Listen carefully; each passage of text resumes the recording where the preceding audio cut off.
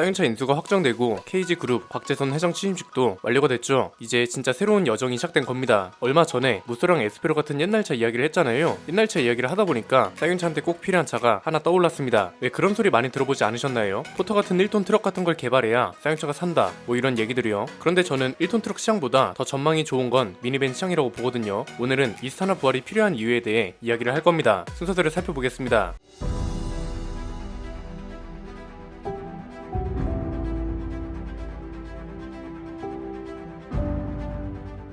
90년대부터 2000년대 초반까지 우리나라 자동차 시장에는 정말 다양한 차들이 있었습니다. 요즘은 기술력이 다양해지고 있다면 이때는 진짜 차 종류 자체가 다양했습니다. 갓그랜저부터 코람도, 무쏘, 티뷰론, 칼리스타, 엘란 이런 차들부터 시작해서 베스타, 봉고, 프레지오, 그레이스 이렇게 승합차들도 다양했거든요. 프레지오나 그레이스 같은 후륜구동 기반 승합차밖에 없던 시장에 쌍용차가 전륜구동 승합차를 출시해버리는데 이게 바로 이스타나였습니다. 90년대와 2000년대 초반은 진짜 쌍용차의 황금기라고 볼 수 있습니다. 그런데 아무리 황금기라도 승합차까지 벤츠랑 손을 잡은 건 지금 생각해도 대단한 것 같습니다. 심지어 이스타나는 모든 쌍용차를 통틀어서 벤츠와의 인연이 가장 깊은 차이기도 합니다. 이건 좀 의외죠. 무쏘나 체어맨 같은 차들은 플랫폼만 공유를 하거나 아니면 엔진 정도만 공유했잖아요. 그런데 이스타나는 근본부터 다릅니다. 벤츠 MB100을 그대로 OEM에서 판매하는 방식이었습니다. 그래서 벤츠 엠블럼을 달고 다니는 이스타나를 한 번쯤 본 적 있으실 겁니다. 국내에서는 아저씨들이 사다가 바꾸는 경우도 당연히 있었는데 가끔 해외에서 보이는 벤츠 이스타나는 찐 벤츠입니다. 심지어 97년에는 벤츠 부사장이 이스타나 광고에 직접 출연하기도 했습니다. 이걸 무시할 수 없는 이유가 이때 당시 경쟁 상대가 프레지오랑 그레이스 같은 차들이었다는 게 중요합니다. 지금은 괜찮죠. 그런데 이때 당시 현대차랑 기아차는 내구성을 논할 단계도 아니었습니다. 이제 막 떠오르기 시작한 차들이었거든요. 지금은 괜찮죠. 현대기아차랑 독일차랑 순위 경쟁까지 하고 있잖아요. 그런데 90년대랑 2000년대 초반 현대차랑 기아차는 내구성을 논할 수 있는 단계도 아니었습니다. 이제 막 떠오르기 시작할 때였으니까 당연하죠. 이때 당시 현대차랑 벤츠를 비교하는 것도 당연히 불가능했고 현대차가 미쓰비시 기술력에 의존하던 시절이라는 걸 감안해도 기술력 차이가 굉장히 컸습니다. 이스타나는 벤츠의 후광이 가장 빛나는 차였기 때문에 당연히 내구성도 인정을 받았습니다. 이건 그냥 도로가 증명을 해줍니다. 요즘 보면 프레지오 같은 차들은 거의 안 보이고 그레이스도 보이면 거의 특종감이죠. 그런데 이스타나는 아직도 간간히 보입니다. 저도 이스타나를 탔던 기억이 생생합니다. 변속을 조금 잘못하면 말 타는 수준으로 꿀렁거리고요. 특유의 개결되는 엔진음은 밖에서나 안에서나 똑같이 크게 들렸습니다. 엔진음만 멀리서 들어도 이스타나라는 걸 알 수 있을 정도로 음색이 독특했습니다. 이때 당시 경쟁 모델들은 시트를 완전히 접었다 펼 수 있었거든요. 근데 이스타나는 밴 뒷좌석 말고는 리클라이닝만 됐습니다. 그럼에도 인기가 많았던 이유는 뭔가요? 방금 전에 봤던 내구성뿐만 아니라 안전성 마케팅 그리고 승합차임에도 전륜 구동이라는 점이 굉장히 컸습니다. 이 당시에 그것도 보닛도 없는 승합차가 충돌 테스트 장면을 공개한다? 이거만큼 센세이션한 게 또 있을까요? 지금이야 후륜 구동하면 고급차, 재밌는 차 이런 인식이 많지만 이때까지만 해도 후륜 구동차는 그냥 한국에서 제대로 달리지 못하는 차에 불과했습니다. 무조건 전륜 구동하고 사륜 구동이 최강으로 통하던 시절이었죠. 이외에 그레이스나 프레지오보다 차체가 더 크고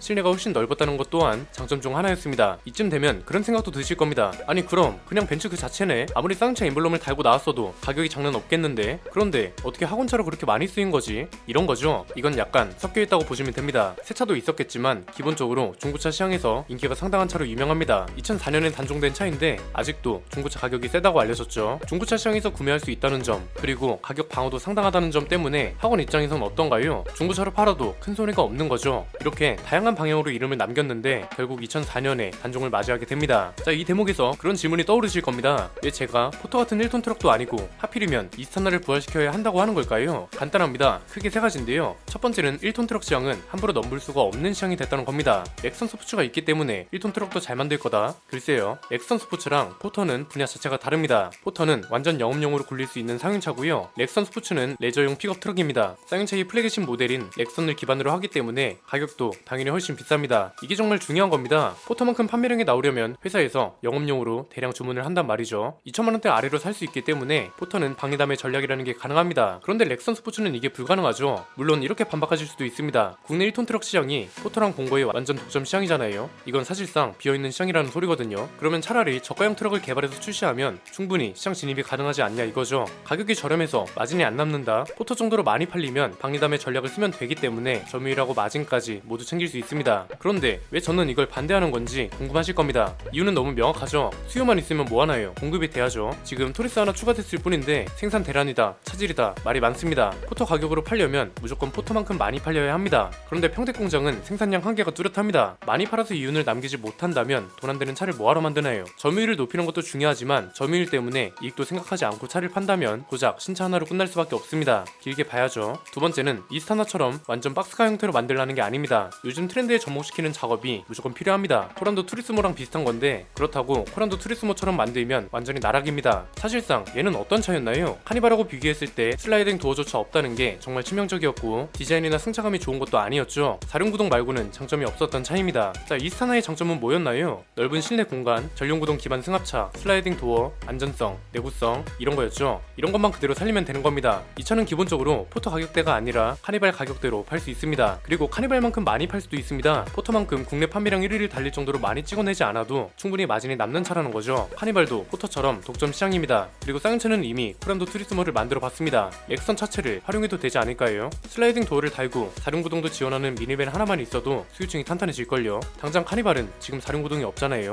굳이 하이브리드 엔진이 없어도 사륜구동만 선택 가능하면 충분히 수요층을 끌어올 수 있을 걸로 보입니다. 세 번째는 활용 범위가 넓다는 겁니다. 엑선 차체를 활용하는 것도 좋지만 더 길게 보면 스케이트보드 플랫폼 같은 걸 만드는 것도 방법입니다. 이건 최근에 박재돈 회장이 전기차를 적극적으로 만들겠다고 밝혔기 때문에 하는 말입니다. 스케이트보드 플랫폼을 가장 활용하기 좋은 차가 미니벨이거든요. 시트도 9인승 이상으로 배열할 수 있게 만들어서 버스 전용 차로나 세제 혜택 같은 거 다 받을 수 있게 하라는 겁니다. 이게 중요한 이유가 단기적으로 보면 최고의 미니밴을 만들 수 있고요. 장기적으로 보면 스케이트보드 플랫폼은 활용 범위가 굉장히 넓습니다. 차종을 다양하게 만들 수 있을 뿐만 아니라 특정 차종 내에서 구성을 다양하게 할 수도 있습니다. 현대차가 이걸 지금 열심히 만들고 있는 이유가 나중에 자율주행 기술이 활성화되면 시트 같은 것도 리클라이닝에서만 끝나면 안 됩니다. 360도 회전도 가능하고 여러 방향으로 이동도 가능해야 할 겁니다. 배달용 트럭 같은 것도 자율주행으로 대체한다면 짐을 실을 공간도 충분해야 하죠. 그래서 어차피 전기차 전용 플랫폼도 만든다고 했으니까 초반부터 수요와 마진을 확실하게 남길 수 있는 미니밴을 기반으로 해서 플랫폼의 역할과 범위를 확대시키면 좋을 것 같다고 제안드리는 겁니다. 무엇보다 실현 가능한 범위 내에서 마진을 많이 남길 수 있는 방향으로 고민할 수 있다는 게 포인트입니다. 오늘 유독 제가 마진 내라는 말을 많이 했는데 이게 쌍용차한테 그만큼 중요하기 때문입니다. 마진 없이 점유율만 높인다? 그러면 쌍용차는 또 똑같은 역사를 반복하게 됩니다. 항상 신차 하나만 제대로 나오고 그 뒤로 죄다 지지부진했잖아요. 무수 이후에 나온 렉스턴, 그 이후에 어떤 차가 있었나요? 티블리 이후에 코란도랑 렉스턴은 어땠고요? 쌍용차 이미지를 바꾸고 점유율을 올리는 건 토레스로 충분히 하면 되는 거고요. 회사한테 돈이 될 만한 차가 무조건 나와야죠. 단기적으로 본다면 렉선이랑 렉선 스포츠 라인업을 다듬어야 하고요. 장기적으로 본다면 소비층을 다양하게 공략할 수 있는 미니밴 같은 차들도 꼭 필요할 겁니다. SUV만으로는 부족할 수 있고 이미 SUV 시장은 포화 상태입니다. 미니밴은 수요가 확실한데 비어 있습니다. 슬라이딩 도어는 무조건 필수고요. 전기차 시장에서도 미니밴 전기차는 많지 않기 때문에 장기적으로 본다면 미니밴 시장도 다시 한번 두드려줬으면 합니다. 어떻게 보면 토레스는 무수의 역할을, 새로 만드는 미니밴은 이스타나의 역할을 한다고 보면 될 것 같네요. 적자도 개선하고 개발 비용으로 쓸 수 있는 이익까지 창출하면 회사 입장에서도 좋고 카니발을 대체할 미니밴을 원하는 소비자들한테도 좋은 거죠. 적어도 1톤 트럭을 만드는 것보단 훨씬 도움이 된다는 건 분명한 것 같습니다. 오늘 내용은 여기까지입니다. 내용이 유익하셨다면 구독과 좋아요 알림 설정 부탁드립니다. 저는 김승현 안피디의 스포일러 안피디였습니다. 감사합니다.